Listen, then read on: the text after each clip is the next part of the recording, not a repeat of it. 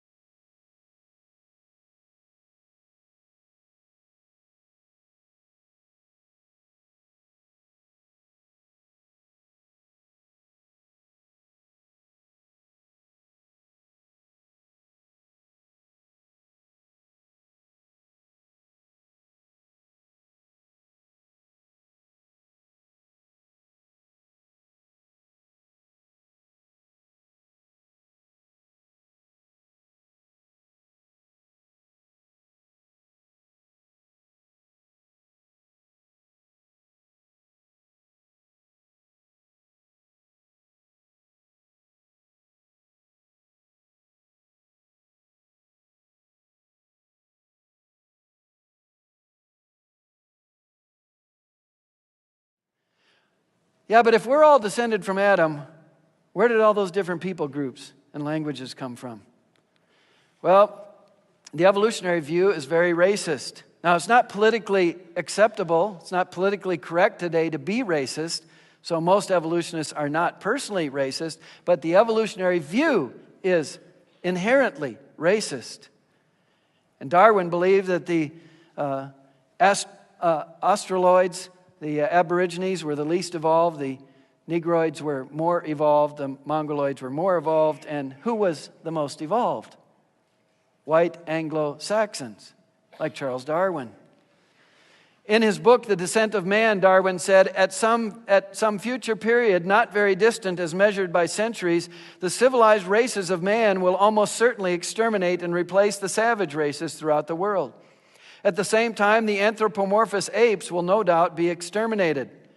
The break between man and his nearest allies will then be wider, for it will intervene between man and a more civilized state, as we may hope, even than the Caucasian, and some ape as low as a baboon, instead of as now between the Negro or Australian Aborigine and the gorilla.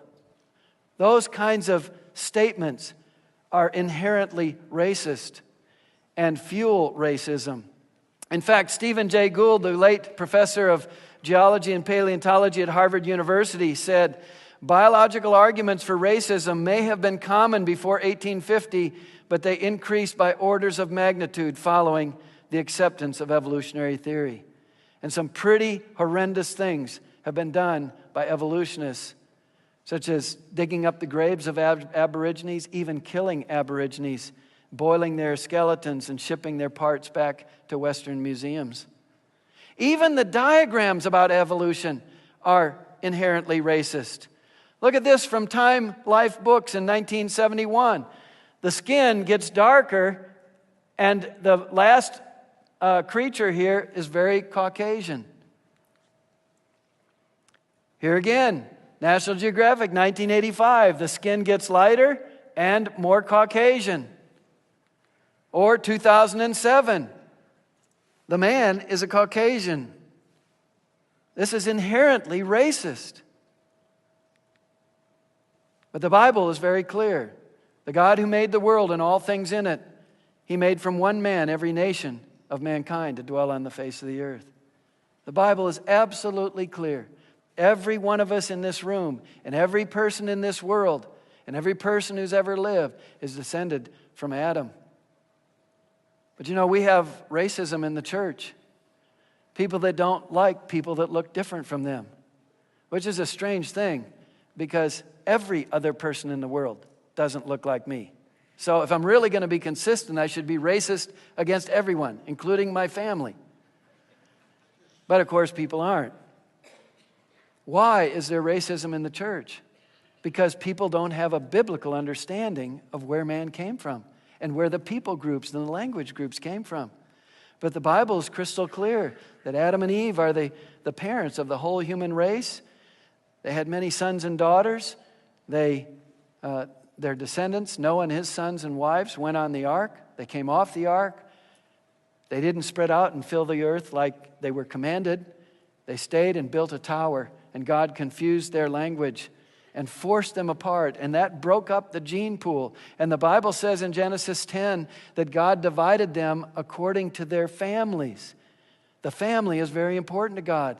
So He didn't divide people away from their family, but He divided according to their families. And so people with the same language began to marry within their language group, and that concentrated genetics in certain ways that produce these different people groups.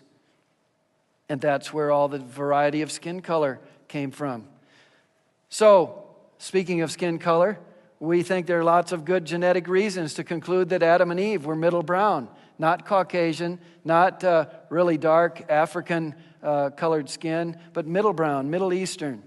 Because that would give the right genetic combinations to produce very dark-skinned people and very light-skinned people. And in fact, Jewish tradition says that Adam and Eve had 32 kids. So they could have had a whole kaleidoscope of color right in the first generation. And you say, well, that's impossible. No. Look at this couple. A German married to a Ghanaian, and they had twins. One was dark and one was light. Or look at this couple. One of the twins is darker than the mom and dad. The other twin is lighter than the mom and dad. How did that happen? Well, mom and dad both had a black father and a white mother. So it's just a recombination of the genetic information. And so we're just one big family, the human family. And we all have the same skin color. It's just some of us have more color than others. But it's the same skin color. And it's all controlled by the genetics. And so we have this human variation. The Mongoloid, the Negroid, the Caucasian, all descended along with Cro-Magnon, Homo erectus, Homo ergaster, Neanderthals, all descended from Noah and his family who are descended from Adam. And so we all have the same evidence. We have the same data, the same bones, the same skulls to study. But when we really look at the evidence, the evolution story doesn't fit the facts. But what the Bible says about different kinds and man being created supernaturally, distinct from the animals, fits the facts beautifully.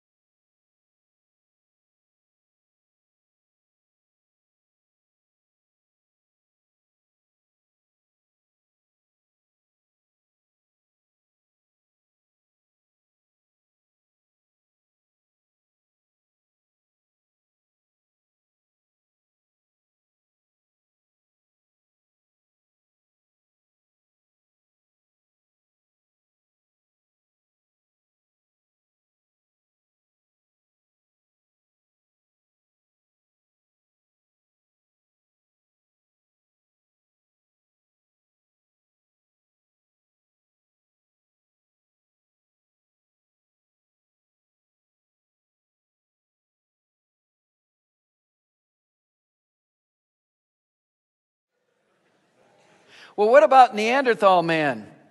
At the famous Scopes evolution trial in 1925, Dr. Newman at the University of Chicago testified, there can be no question that Neanderthal man was much more primitive, more simian or ape-like in organization than modern man. No question about this.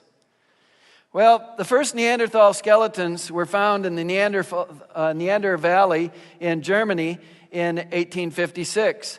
And the way they pictured the Neanderthal then was something like this. Very heavy-boned, hairy, with an ape-like head, stooped in the shoulders.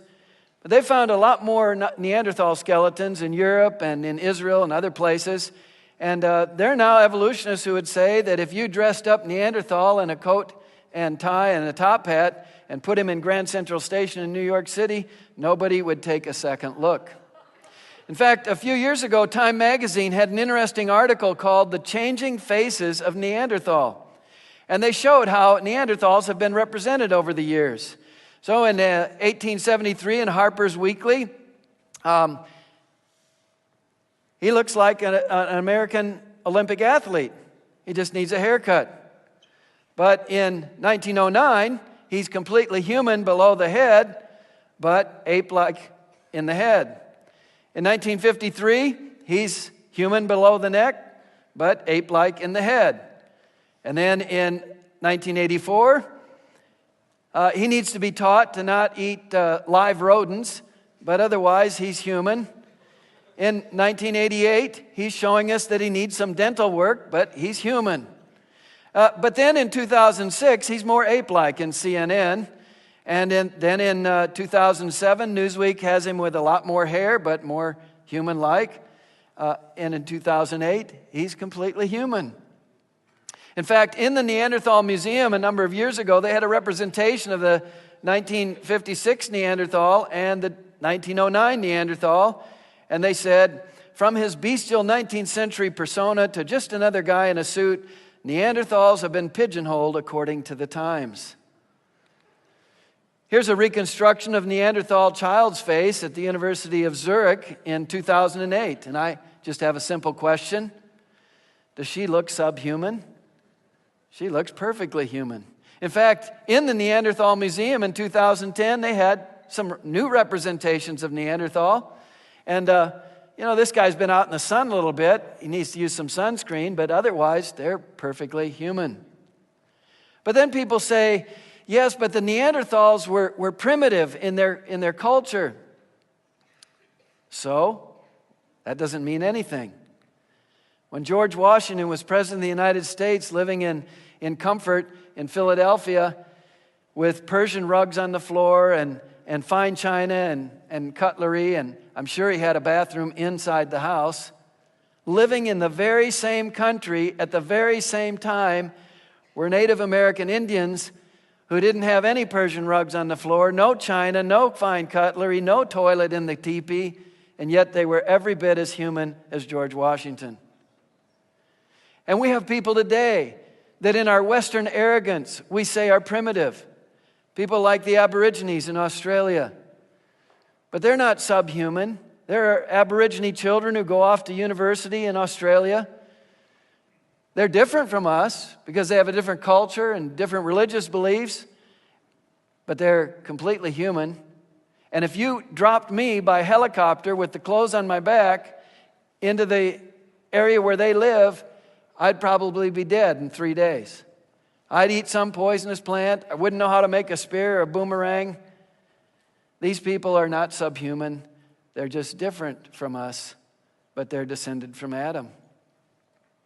Yeah, but the Neanderthals lived in caves. That doesn't prove anything either.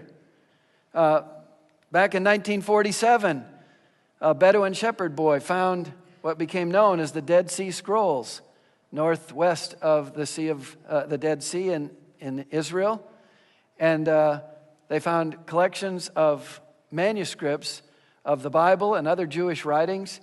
And the ancient Essenes, a Jewish sect before the time of Christ and shortly after the time of Christ, lived out there separate from the rest of the culture, and they stored their discarded manuscripts in these caves. And you know, the Bible speaks of cavemen.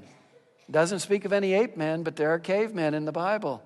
Men of whom the world was not worthy, wandering in deserts and mountains and caves and holes in the ground. There are lots of caves in Israel where there's a lot of limestone. And the Bible tells us that Sarah, Jacob, and Lazarus were buried in a cave, just like many Neanderthals. And the Bible tells us that Lot, Elijah, and David lived in a cave for a while. Why did they live in a cave? Well, because the necessities of life required it. Lot lived in a cave because God destroyed his city of Sodom. Elijah and David lived in a cave for a while because they were being hunted. Elijah was being hunted by King Ahab, and David was being hunted by King Saul. And if you need a place to hide, a cave is a good place to hide. The archaeological evidence that Neanderthals were 100% human is overwhelming. They made sophisticated spears, needles, and stone tools, and only humans do that. Oh, a bird might use a piece of straw to get bugs out of a tree. A monkey might use a stick to get ants out of an anthill. An otter will use a rock to break open an oyster shell on its stomach. But animals don't make tools. Only humans do, and the Neanderthals made sophisticated ones. The Neanderthals, just a recent discovery, used makeup and seashell jewelry, and no animals do that. They hunted dolphins and seals, and only humans do that.